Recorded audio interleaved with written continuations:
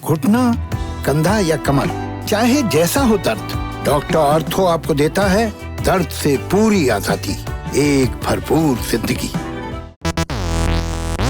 जनवरी 2021 में अमेरिका की संसद पर हुए भीड़ के हमले के बाद से पूर्व राष्ट्रपति डोनाल्ड ट्रंप पर दबाव पड़ रहा था। अब उनको इस मामले में बड़ी राहत मिली है। अमेरिकी सीनेट ने उन्हें हिंसा भड़काने और भीड़ को उकसाने के आरोपों से बरी कर दिया है। सीनेट में महाभियोग प्रस्ताव पर वोटिंग हुई। 57 सीनेटरों ने ट्रंप को दोषी करार दिया, जबकि 43 सीनेटरों ने ऐसा नहीं माना। महाभियोग के लिए जरूरी वोट 67 थे, यानी 10 वोट और ट्रंप के खिलाफ पड़ते तो उन पर महाभियोग की कार्रवाई होती। ट्रंप के खिलाफ दूसरी बार महाभियोग प्रस्ताव लाया गया था और इस बार भी वो बच गए।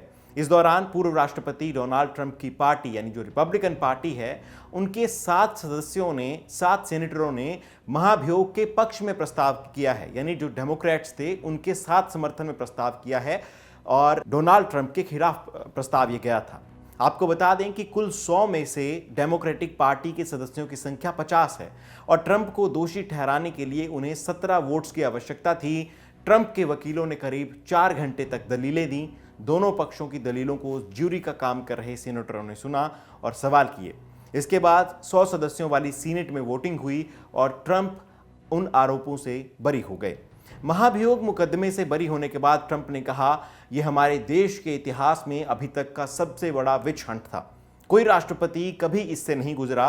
और ट्रंप ने अपने एक बयान में एक और बात जोड़ी है, कहा, किसी राष्ट्रपति को पहले ये कभी नहीं झेलना पड़ा है और ये अभी भी जारी है, क्योंकि हमारे विरोधी ये नहीं भूले हैं कि करीब 75 मिलियन लोगों ने कुछ ही महीनों पहले हमें वोट किया है। ट्रंप ने कहा, मैं सबसे पहले वकीलों और अन्य लोगों की अपनी टीम को धन्यवाद करना चाहूँगा, क्योंकि उन्होंने न्याय और सच के लिए बिना थके काम किया है। ट्रंप ने कहा, मैं यूएस सीनेटर्स और कांग्रेस सदस्यों को धन्यवाद करना चाहूँगा जो संविधान के लिए खड़े हुए और उन कानूनी सिद्धांतों के लिए जो देश के दिल में बसते हैं। कैपिटल बिल्डिंग में क्या हुआ था वो भी आपको बता देते हैं। 6 जनवरी को ट्रंप समर्थकों ने चुनाव में धांधली के आरोप लगाते हुए वॉशिंगटन डीसी में मौजूद कैपिटल बिल्डिंग पर जमकर हंगामा मचाया था।